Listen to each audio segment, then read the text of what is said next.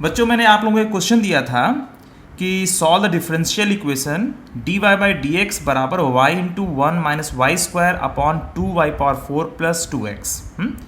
तो आप लोगों में से बहुत लोगों ने इसको सॉल्व कर लिया है और बहुत लोगों ने सॉल्व नहीं भी किया है। तो देखो, ये सेपरेबल वेरिएबल फॉर्म में नहीं है, ये होमोजीनियस फॉर्म में नहीं है, तो जाहिर सी बात है इसका लीनियर डिफरेंशियल इक्वेशन में आ जाने का चांस सबसे ज़्यादा होगा।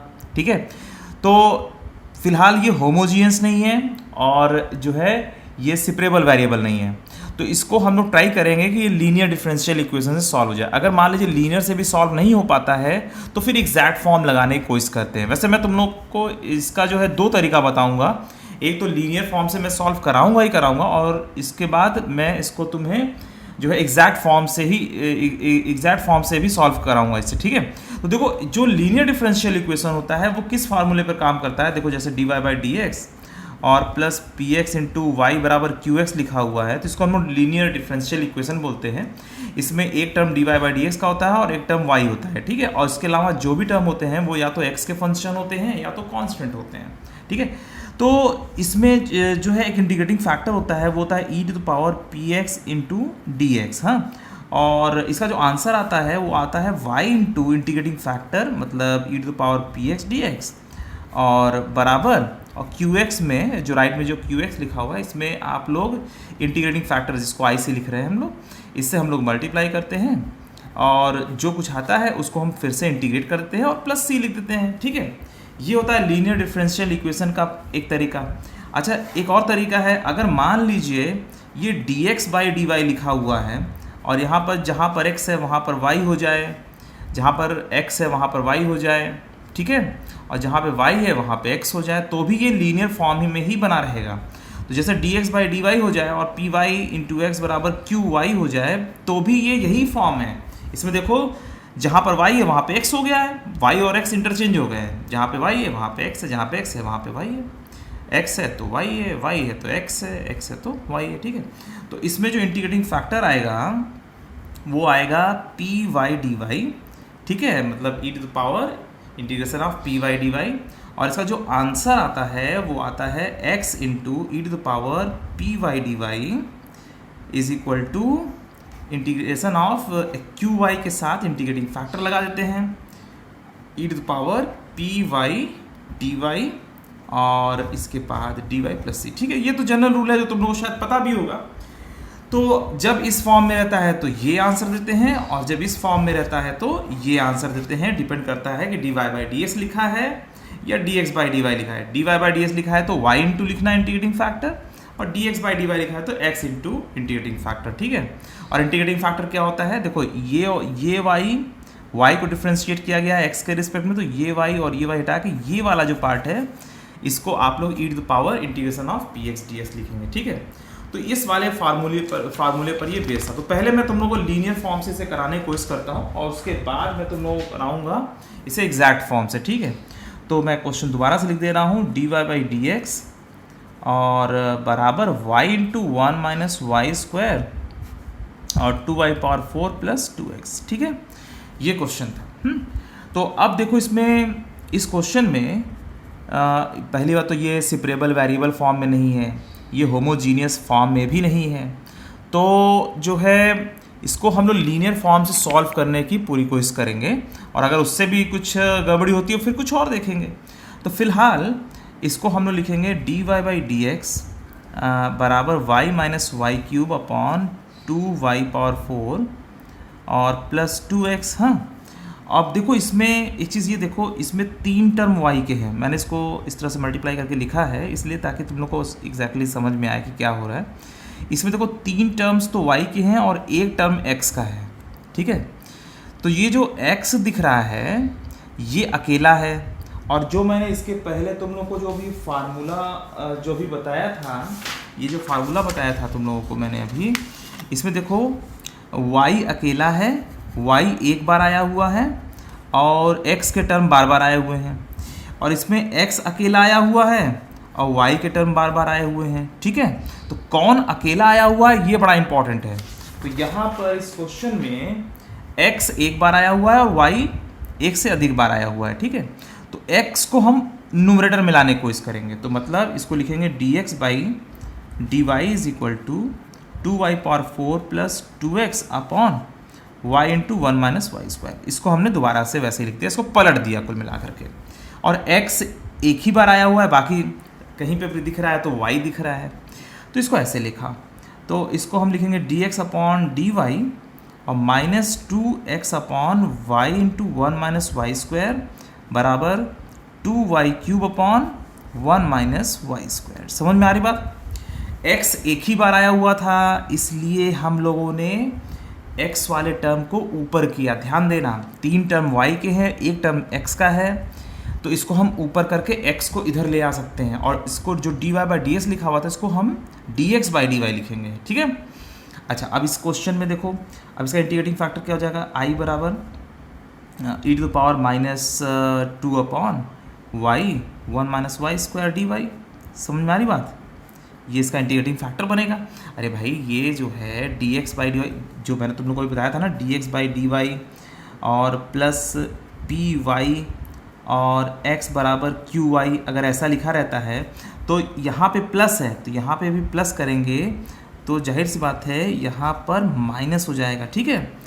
तो ये प्लस करके कंपेयर करके पी वाई बराबर, मतलब ये इतना पार्ट हमने निकाल लिया, x को छोड़ के बाकी पार्ट हमने निकाल लिया, जिसको हमने e की पावर इंटीग्रेशन में डाल दिया। ठीक है।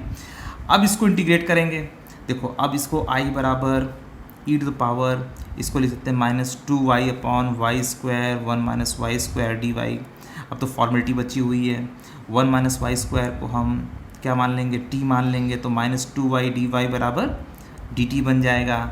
ठीक है। इसको उठा के इसमें रखेंगे तो क्या बन जाएगा, i बराबर ये सब फॉर्मेलिटी है जो छोटे छोटे कैलकुलेशन में बेस्ड है, ये करने के बाद कुछ और करना है। ठीक है।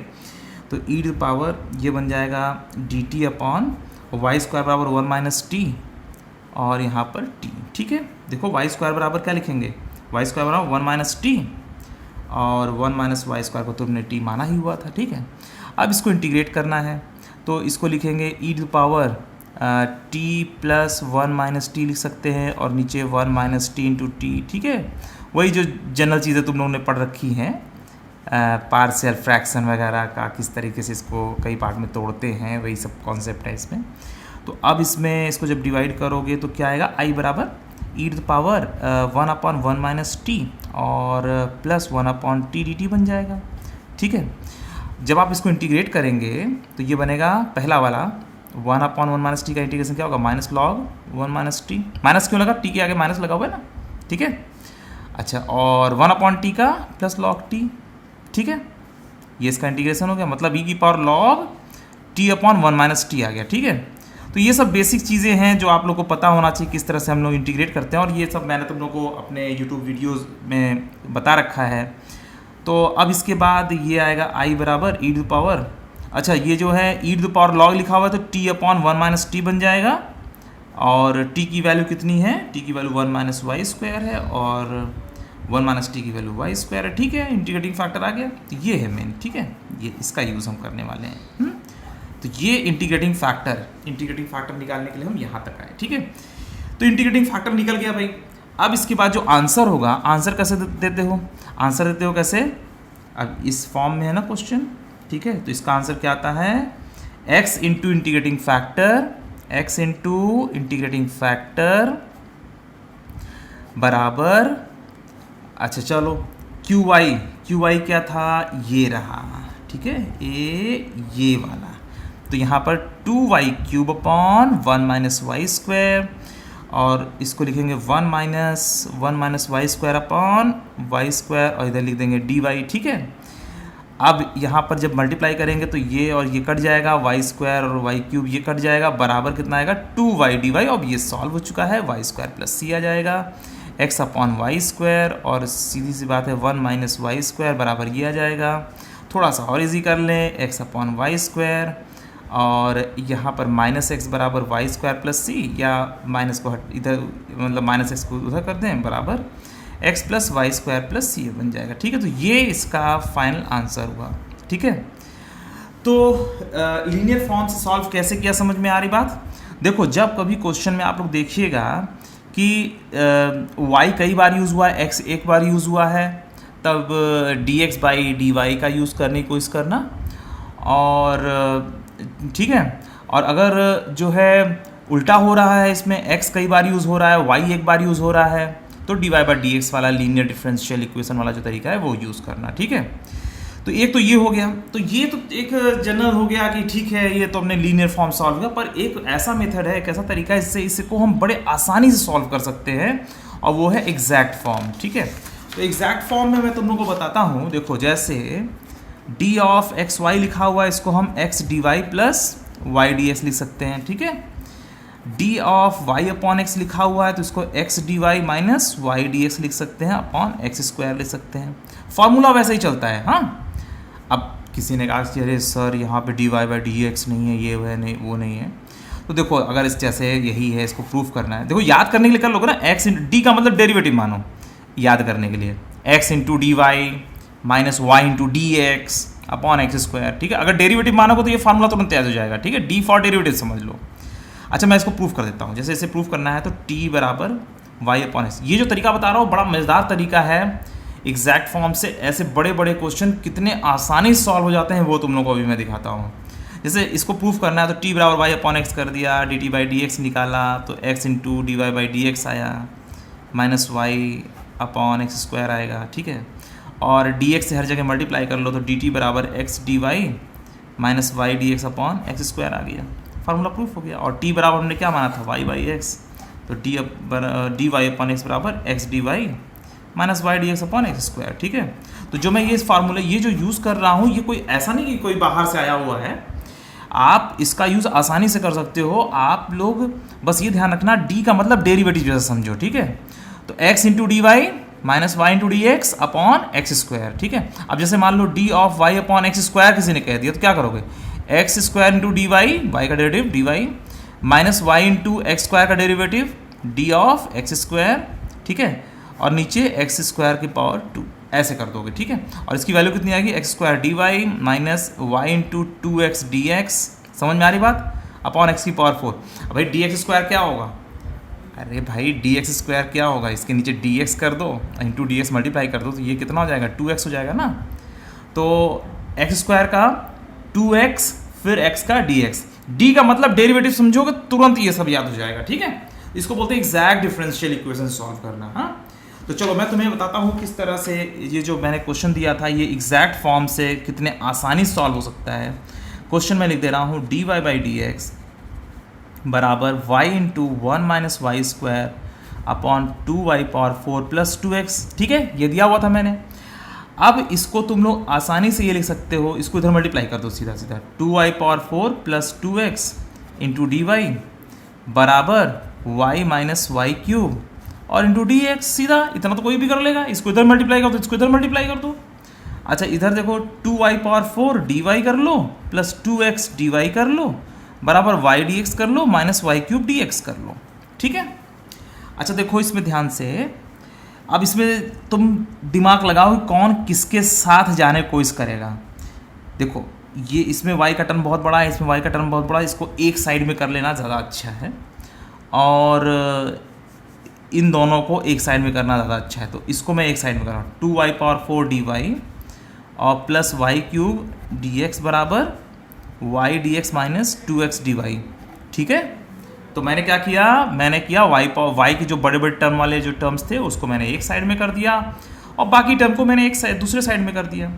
अब यहाँ पर तुम ध्यान से देखो, यहाँ पर वाई क्यूब कॉमन है तो इसको हम 2y डी वाई लिख सकते हैं और प्लस डी एक्स बराबर y d x minus 2x d y लिख सकते हैं, और नीचे क्या आ जाएगा, ये आ जाएगा तुम्हारा जो है वाई क्यूब। ठीक है, वाई क्यूब मैंने इधर से कॉमन लिया, कॉमन लेके इधर डाल दिया। ठीक है, तो चलो ये जो आया, तुम जरा इस वाले पोर्शन पर ध्यान दो, ये जो वाई डी एक्स, ये जो y d x minus 2x d y upon y cube लिखा हुआ है, इस पर ध्यान दो। बाकी जो 2y डी वाई, ठीक है, इस पर ध्यान दो। ये तो समझ में आ गया कि क्या होने वाला है इसका। देखो d के अंदर जो टर्म है वही टर्म बाहर है, मतलब वही टर्म बाहर हो या ना हो या कांस्टेंट हो तो चल जाएगा। तो dx है बाहर जो है कुछ नहीं है, चल जाएगा, इसका इंटीग्रेशन हो जाएगा। डी के अंदर y है और बाहर y है तो इसका भी इंटीग्रेशन हो जाएगा। ठीक है, जो वेरिएबल डी के अंदर है वही वेरिएबल अगर डी के बाहर एग्जैक्टली वही बाहर है तो बड़े आसानी से आप लोग उसको इंटीग्रेट कर लोगे, या उसी से बना हुआ कोई टर्म होना चाहिए, मतलब डी के अंदर जो वेरिएबल है उसी वेरिएबल से बना हुआ पूरा यहाँ पे एक टर्म होना चाहिए, तभी ये सॉल्व हो पाएगा एग्जैक्ट फॉर्म का। ये बेसिक है। हाँ, अब जैसे मान लो जैसे y क्यूब और dy लिखा हुआ है, इसको इंटीग्रेट करो क्या आएगा y पावर 4/4 प्लस c। ठीक है, तो ये सब जो d के अंदर वेरिएबल है उसी से बाहर हो, उसी से जो टर्म जो बना हो बाहर जो लिखा हुआ है वो टर्म उसी वेरिएबल से बना होना चाहिए जो वेरिएबल डी के अंदर लिखा हुआ है।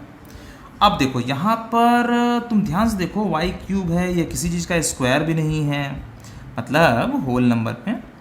तो यहाँ पे y ds लिखा है, यहाँ पे 2x dy लिखा हुआ है। देखो इसमें ध्यान से, अगर ये y स्क्वायर का होल स्क्वायर बनाया जाए और यहाँ y स्क्वायर हो जाए तो शायद काम कुछ चल जाएगा। तो देखो यहाँ पे हम y मल्टीप्लाई करते हैं तो y square d x minus 2xy dy upon y power 4 लिख देते हैं। ठीक है, और इसको d of x plus y square लिख सकते हैं। ठीक है, राइट वाले का तो हो ही चुका है सब काम। ठीक है, अब देखो जो ये जो दिख रहा है इसको हम क्या लिख सकते हैं, इसको हम लिख सकते हैं d of x upon y square लिख सकते हैं। ध्यान दो, इस पर ध्यान दो बच्चों, क्या ये जो मैं लिख रहा हूँ ये इसके बराबर है?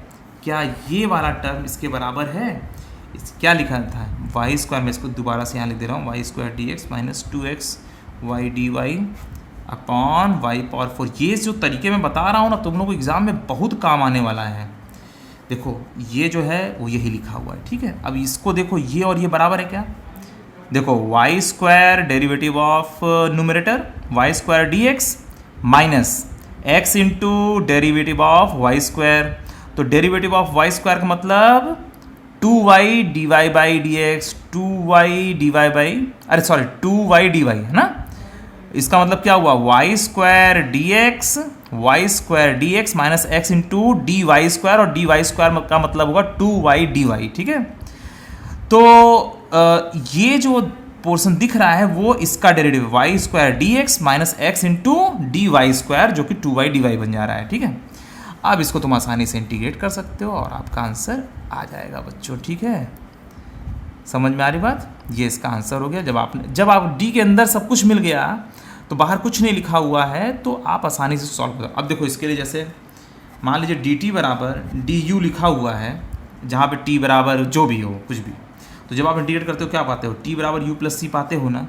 अगर डी के अंदर कुछ भी लिखा हुआ है बाहर कुछ नहीं लिखा है तो वही प्लस वही बराबर, और डी के अंदर यू लिखा हुआ है तो यू प्लस सी करते हो। तो ये जो टी लिखा हुआ है वो यहाँ पर है और जो ये यू है ये यहाँ पे लिखा हुआ है। समझ में आ रही बात? क्लियर? तो यहाँ पर x अपॉन वाई स्क्वायर बराबर x plus y square plus c, इसका आंसर फाइनल हो गया। ठीक है, तो ऐसे क्वेश्चन में आप लीनियर वाला भी यूज़ कर सकते हो, लीनियर डिफरेंशियल इक्वेशन वाला तरीका भी यूज़ कर सकते हो, और साथ साथ आप लोग इसमें इस तरह का भी तरीका यूज़ कर सकते हो जिसमें आप m d x plus n d y वाले फॉर्म में कन्वर्ट करते हो, मतलब इसको इधर उधर मल्टीप्लाई करके जो है एक लाइन में ले आते हो। ठीक है, जिसमें सिर्फ न्यूमरेटर रहता है, डिनोमिनेटर में कुछ नहीं रहता है। उसके बाद आप लोग सोचते हो कौन किसके साथ जाएगा, फिर बाद में सेटिंग करते हैं कि डिनोमिनेटर में कौन सा ऐसा टर्म आ जाए कि सारा डी के अंदर घुस जाए, तो डी के अंदर चला जाए, ये हमारा बेसिक उद्देश्य होता है। और अगर मान लो डी के बाहर, इस वाले क्वेश्चन में बाहर x into d x upon y square होता, ऐसा कुछ होता, तो आप इसको इंटीग्रेट ना कर पाते, इसको इंटीग्रेट ना कर पाते अगर ऐसा आ गया होता तो। ठीक है, तो ऐसा अगर आ जाए तो आप किसी तरह से यहाँ पे वाई स्क्वायर लाना है। अगर मान लो ये आ जाता, मान लो ये जहाँ पर ये आया हुआ है वहाँ पर ये आ जाए, तो इसका आंसर क्या है, ये टी डी टी जैसा दिख रहा है ना, देखो ध्यान से, तो इसका t square by 2 plus c होता है ना, तो उसी से यहाँ पे x upon y square plus c हो जाएगा। ठीक है, तो सी एक तरफ लगता है। समझ में आ रही बात? जो डी के अंदर है वही डी के बाहर है तो उसका इंटीग्रेशन हो जाएगा, या जो वेरिएबल या जो भी पार्ट डी के अंदर है उसी से बना हुआ कोई एक्सप्रेशन बाहर हो, ठीक है, वो चीज़ बल्क में पूरा पूरा मिल जाना चाहिए, उसी से बाहर वाला टर्म बनना चाहिए। अगर वैसा है तो आप ऐसा एज्यूम करके आप वही रूल लगा दीजिए, जैसे इसमें लगाते हो वैसे यहाँ पे लगा दो। ठीक है, तो फिलहाल इसका आंसर ये आ चुका है बच्चों। इसको अच्छी तरीके से आप लोग याद रखिएगा, ठीक है, एग्ज़ाम के लिए बहुत ज़रूरी है आपको इसको याद करके रखना, ठीक है। चलो बच्चों, आज के लिए सिर्फ इतना ही, फिर मिलेंगे, बाय बाय।